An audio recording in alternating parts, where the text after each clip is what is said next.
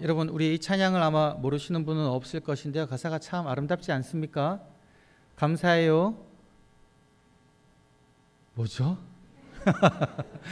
이제 내 깨닫지 못했었는데 내가 얼마나 소중한 존재라는 것을 여러분 깨닫고 계십니까?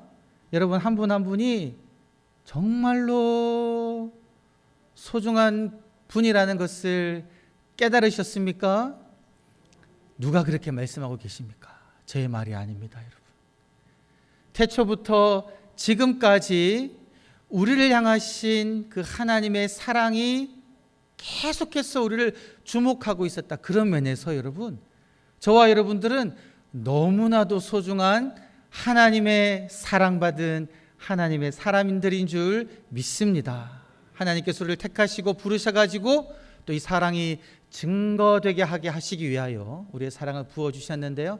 이 사랑이 오늘 이 시간 창립기념주일 예배를 맞이하여 온세대 통합예배로 가족들이 함께 또 성도님들 함께 예배드리시는 우리 모든 성도님 한 분 한 분 심령 가운데 삶 가운데 충만하시기를 주의 이름으로 간절히 축원합니다. 여러분 창립기념주일 67주년 예배로 우리가 가족이 함께 드릴 때요, 우리 혹시 자녀들이 조금 이렇게 시간이 길어서 이미 한 40분 와서 10분 기다리고 한 30분 되어가지고 아이들은 이미 지루할 수 있습니다. 두십시오, 여러분. 두시고 아이들은 안 듣는 척해도 보면 나중에 보면 다 듣고 있더라고요. 딴 데 보고 있어도 물어보면 다 아는 것 같아요. 우리 마음 다해 하나님 말씀 듣기를 소망합니다. 여러분 우리가 창립기념주일을 맞이하여서 교회를 든든히 세워나가기를 소망합니다.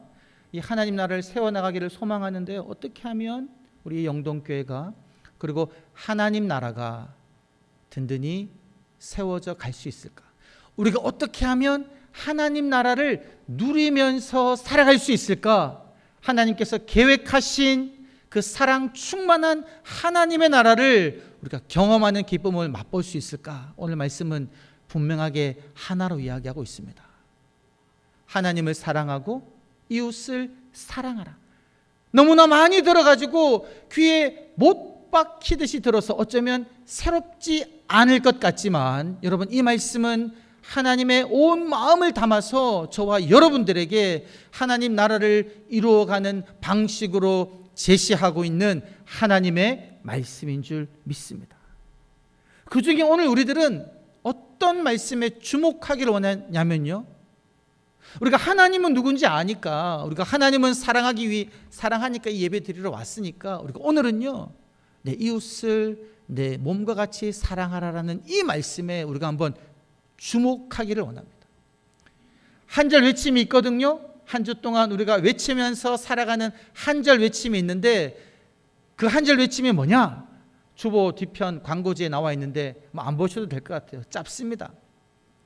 내 이웃을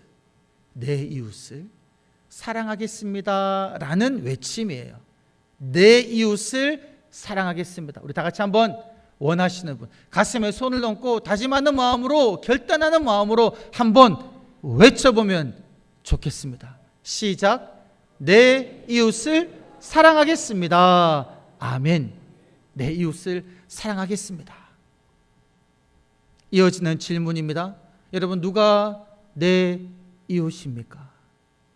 여러분의 이웃은 누구입니까? 보통 우리들은 내 이웃은 직장 동료, 친구, 함께 사는 동네 주민들이라고 생각할 수 있는데요, 성경의 그 원문을 찾아보니까 내 이웃이라고 번역되어 있는 단어가 기본적으로 어떤 뜻이냐니까 가까이라는 뜻이에요. 가까이. 새롭지 않습니까? 저는 이거 발견하고 깜짝 놀랐어요. 이웃이 가까이 있는 사람이래요. 누구 가까이? 내 이웃이니까 내 가까이 있는 사람이에요. 여러분 오늘 예배에 오신 여러분 가까이에 계신 분이 누구입니까? 오늘 보니까 다행히 너무 적절하게 오늘은 온 세대 통합 예배로 여러분 함께 지금 가족들이 예배드리는 분들이 여럿 있습니다. 옆에 보니까 누가 있습니까? 내 가까이에 내 사랑하는 나의 배우자, 하나님이 짝지어 주신 배우자가 있고요, 하나님이 나에게 주신 나의 자녀가 있고, 하나님께서 하나님의 그 창조의 그 능력으로 나를 이 땅에 보내신 나의 부모님이 계시다라는 거죠. 그래서 여러분, 1차적으로 내 가까이에 있는 나의 이웃은 누구냐면 다름 아닌 내 가족이다라는 겁니다. 가족. 사랑하는 성도 여러분, 우리 학생들 여러분, 가족들을 사랑하십니까? 결혼하신 분들, 배우자를 사랑하십니까? 자녀가 있으신 분들, 자녀들을 사랑하십니까? 부모님이 아직 살아계신 분들, 부모님을 사랑하십니까? 우리 주님은요, 그렇게 말씀하시는 거예요. 네 가까이에 있는 네 배우자, 네 부모, 네 자녀를 네 몸처럼 사랑하라라는 거예요. 여러분, 참으로 인간들이요, 참 아쉬운 게 뭐냐면 익숙하면 소중함을 잊어버릴 때가 있습니다. 익숙해지다 보면 당연한 것으로 생각할 때가 있습니다. 2년 전에 우리 청소년부 찬양팀이 온세대 통합예배 처음 드릴 때 이 앞에 나와서 찬양을 했죠. 그때 있었던 우리 학생들이 지금 대부분인 것 같고 새로운 학생들 느끼는데, 여러분 그때요, 제 마음에 얼마나 큰 감동이 일어났는지 지금도 잊을 수가 없습니다. 오늘요, 제 마음속에 감동이 무뎌졌을까요? 아니요, 똑같은 감동이 있는데 어떻게 되기 쉽냐면, 여러분 반복되다 보면요, 당연하다 생각해가지고 소중함을 잊어버릴 때가 있다는 거예요. 여러분, 오늘 청소년부 오늘도 시간을 내서 이들이 앞에 나와 찬양을 했는데 여러분 어떠셨습니까? 여전히 감격스러우셨습니까? 그러면 다행인 거예요. 여러분이 찬양대가 코로나로 한 2년 동안 찬양대 없다가 찬양대로 다시 서는 그 주 기억하십니까? 저는요, 기억이 나요. 엄청나게 감동스러웠습니다. 그때는 마스크를 쓰고 들으셨죠. 여러분, 그런데 매주 이제 찬양대가 서다 보니까 뭐 오늘도 서고 있는 찬양대라고 생각할 수가 있다라는 거예요. 여러분, 가족이요, 부모님들은 다 기억하실 거예요. 내 배에서 10개월 동안 품었던 아이가 처음 나는 그 순간, 저는요 분만실에서 보았던 저희 아들 태어나는 그 순간을 잊을 수가 없습니다. 새 생명에 태어나는 그 순간 얼마나 기뻤는지, 감격스러웠는지. 그러나 하루 이틀 계속 지나다 보니까 이 아이가 여러분 기쁨을 줄 때도 있지만 어떨 때도 있습니까? 힘들게 할 때도 있다라는 거죠. 감사함이, 소중함이 사라진다는 거예요. 내 사랑하는 부모님, 여러분 너무나 소중한 존재인데 같이 살아가다 보니까 좋고 싫은 거 다 보고, 사랑해서 결혼했는데 살아가다 보니까 옆에 늘 있으니까 소중함을 잊어버리고, 때로는 내가 받은 상처와 아픔 때문에 내 몸처럼 사랑하기가 쉽지 않다라는 거예요. 그래서 우리는 오히려 때로는요, 가족보다 누구를 더 좋아할 때가 많냐면 친구들 더 좋아할 때가 많은 거예요.